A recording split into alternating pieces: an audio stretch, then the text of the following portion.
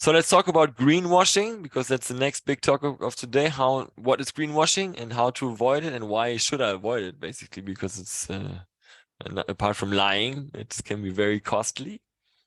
So greenwashing, we probably all know a bit what it means, but let's find a definition so we have common ground to talk about it. The term greenwashing refers to the practice of making false or misleading claims about the environmental benefits of a product, service, or company in order to appear more environmentally friendly than they actually are. So you polish your face, it's like a makeup, if you want to say so. No? So in literature, there's certain categorizations of certain greenwashing sins. You can Google different types and find the 7 sins of greenwashing. Scientific articles are less, but it's something that is used in practice. So let's go through them, because I think they can help us really understand greenwashing and maybe sensitize me a bit when I'm seeing commercials now and all these green products, and I would think, maybe there's something else I have to check and don't just believe the hype. Okay. So we have the sin of hidden trade-off. Oh, you know, trade-off is when something is gained and on the other hand something is lost. No, maybe when you study economics, you've heard about the trade-off many times. So the sin involves making claims about a product's environmental benefits while ignoring other significant environmental impacts. For example, a company may highlight the energy efficiency of its product while neglecting to mention the toxic materials used in its manufacturing. Then you have the sin of no proof.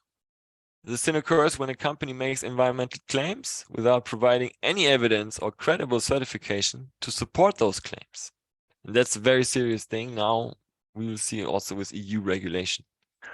Without verifiable proof, such claims can be misleading or unsubstantiated.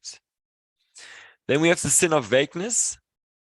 This sin involves using broad, unclear, or poorly defined terms in environmental claims. For instance, for example, using terms like eco-friendly or all-natural without specifying the actual environment benefits or criteria. Because all-natural, I mean, quicksilver is natural, but it's not healthy, but it's natural. So nature can produce things that are not necessarily apt, like good for humans or for the environment, or for or in certain environments they're not supposed to be. Then we have the sin of worshipping false labels. Now, this sin refers to the misuse or misrepresentation of third-party environmental certifications or labels. So maybe they falsely display labels or logos that imply a product is environmentally friendly, even if it hasn't undergone proper certification. Sometimes companies even invent their own labels. They maybe just put a logo and put environmentally friendly as a logo, as a certification, or certified natural materials. And if you don't look at it more in depth, you would never find out that this is maybe their own idea and nobody else is checking it. Happening. Then we have the sin of irrelevance.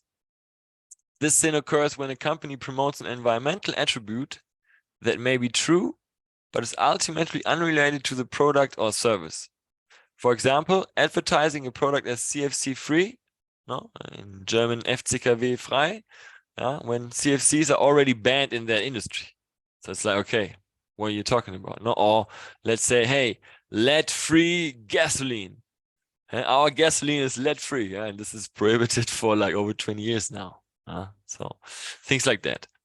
Sin of fibbing. Now, this sin involves making outright false or misleading claims about a product's environmental performance. This can include exaggerating the product's benefits or completely fabricating environmental claims. Like nowadays, many people claim to say, I'm carbon neutral, or we will be carbon neutral. So no proof, for example, exaggerating that we're climate positive and you don't know. Maybe you're just saying that, Then the sin of lesser of two evils. The sin occurs when a company promotes a product as environmentally friendly, compared to alternatives that are even worse for the environment.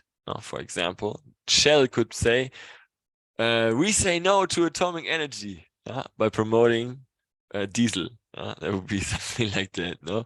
A bit extreme, no? But in a way, it's also something, let's say, how you say, the tobacco industry. Now they're promoting vaporizers and all this liquid tobacco stuff, and say don't smoke, vape. But vaping still produces cancer. Maybe it's not more secondhand, so nobody around you then is affected by you smoking, but you vaping is still killing you. Yeah. So I mean, that's also maybe it's not greenwashing, but it's still a bit false. It's a bit the sin of that, no?